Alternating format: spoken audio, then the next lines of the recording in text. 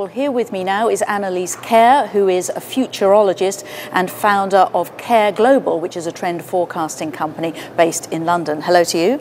Hi, hello. Now, if we look at the future of postgraduate management education in the digital age, what do you see as happening there?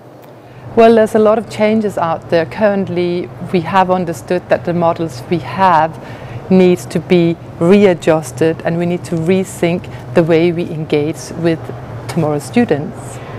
Now, cloud culture is great because it gives us so many new possibilities. I mean, massive online communities are already out there. Princeton currently have 160,000 students studying away. And also, when we look globally, over 50% of students are actually part-time. Now, do you think there is enough provision being made by business schools for online? Absolutely not. I mean, we know about the smart technology, which is the enabler of this particular new disruptive business model. But most universities are not really geared towards that.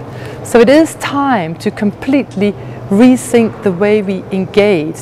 Now, in the olden days, of course, studying was very different, but when we look at what is needed out there and what businesses are calling for, it is not necessarily what we see being delivered to the students. So really there we need to tap into what we currently are facing when we look 10, 15 years ahead. So a little bit of change needed there. Now, you also produce the Trend Atlas 2020 Plus. Now, what does that tell you? What is that revealing at the moment?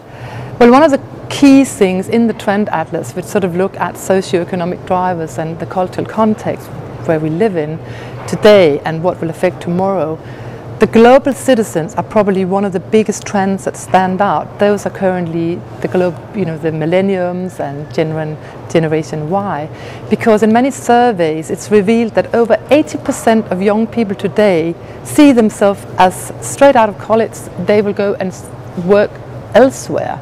And this idea of mobility, migration is really setting a whole new agenda for what is needed out there from education and universities in the future. You've also got these 4 Ps, haven't you?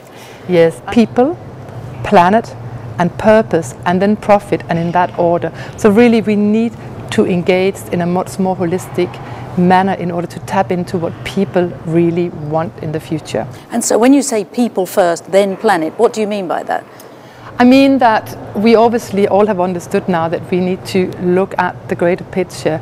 We now consume at a rate unsustainable, and all our business models are set up to only banking on materialistic values. But when we talk to young people, I mean 70% of users, they want brands to open up for them so they can be participants in creating a better world. And even when you look at the idea of being a meaningful brand, last year there was a survey that surveyed 50,000 people global, and people said globally that they only felt that 20% of brands was delivering meaning and well-being to their life. And that already, the proof is in the pudding. We need to rethink the way we engage with people. We need to be much more, I would say, emotionally connected in order to understand how we best engage and produce meaning. Well, Lise Kjaer, thank you very much for your time, for joining us. You're welcome.